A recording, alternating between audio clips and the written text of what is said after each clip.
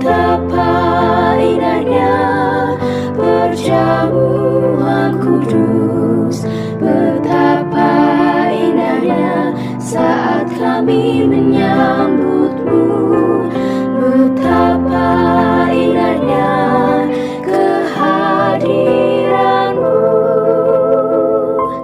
yang bertatap kuatkan iman kami.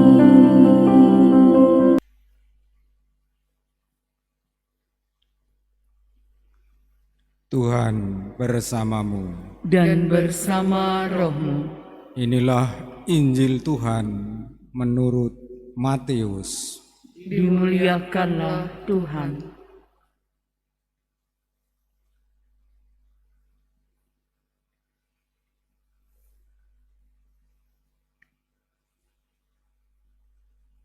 Pada suatu hari ketika Yesus sedang berjalan menyusur Danau Galilea, Ia melihat dua orang bersaudara, yaitu Simon yang disebut Petrus dan Andreas saudaranya. Mereka sedang menabarkan jala di danau sebab mereka itu penjala ikan.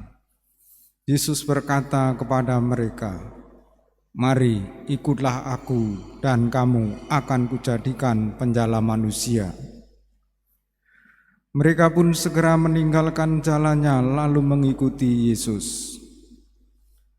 Setelah Yesus pergi dari sana, dilihatnya pula dua orang bersaudara, yaitu Yakobus anak Zebedius dan Yohanes saudaranya bersama ayah mereka Zebedius. Mereka sedang membereskan jala di dalam perahu. Yesus memanggil mereka dan mereka segera meninggalkan perahu serta ayahnya dan mengikuti Dia.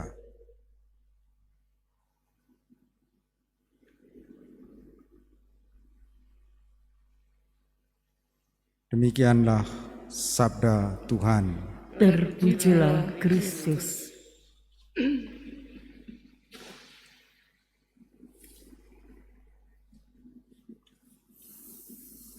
Umat Allah yang terkasih, merayakan Rasul Matius sesungguhnya merayakan seorang yang diampuni dosanya, seorang yang dikasihi Allah tanpa batas. Matius adalah pemungut cukai, dan sebagai seorang pemungut cukai, ia sangat berdosa di mata bangsa Yahudi. Tetapi Yesus datang untuk memanggil orang berdosa dan mengasihinya. Seperti yang dikatakan Injil, bukan orang sehat yang memerlukan tabib, melainkan orang sakit. Dan yang dikehendaki ialah belas kasihan, bukan persembahan, karena aku datang bukan untuk memanggil orang benar, melainkan orang berdosa. Pengampunan Yesus yang tanpa batas mengubah Matius secara total. Dan pengalaman dia bersama Yesus dituliskannya dalam Injil yang kita dengar, yang kita kenal dengan Injil Matius. Seluruh Injil Matius mengungkapkan bahwa nubuat-nubuat perjanjian lama terpenuhi dalam diri Yesus. Injil Matius ditutup dengan Matius bab 28 ayat 19-20 tentang pesan Yesus. Ia bersabda, "Pergilah, jadikanlah segala bangsa muridku, dan baptislah mereka. Ajarlah mereka melakukan segala sesuatu yang telah kuperintahkan kepadamu."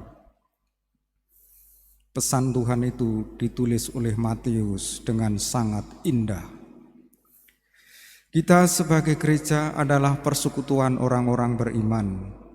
Aneka ragam karisma, aneka ragam kekuatan harusnya membentuk persekutuan hidup orang beriman. Gereja dipanggil untuk menerima atau menghayati budaya penerimaan di tengah derasnya arus budaya penyingkiran. Budaya penerimaan adalah budaya yang harus dihidupi oleh gereja. Siapa saja mereka pun yang kita anggap paling berdosa. Karena dari pengalaman Matius kita bisa belajar bahwa apa yang ia hayati, ia alami, sungguh-sungguh menginspirasi kita sampai hari ini. Lebih-lebih ketika pengalaman itu dituliskan, karena kata-kata akan hilang, tetapi tulisan bersifat tetap. Dan keindahan pengalaman iman yang ditulis oleh Matius harusnya juga menumbuhkan iman, harapan, dan kasih kita untuk menghadirkan rumah Allah di dunia, menghadirkan kemah Allah di dunia sebagai gereja. Kita satukan doa-doa kita bersama persembahan di altar. Betapa indahnya kehadiran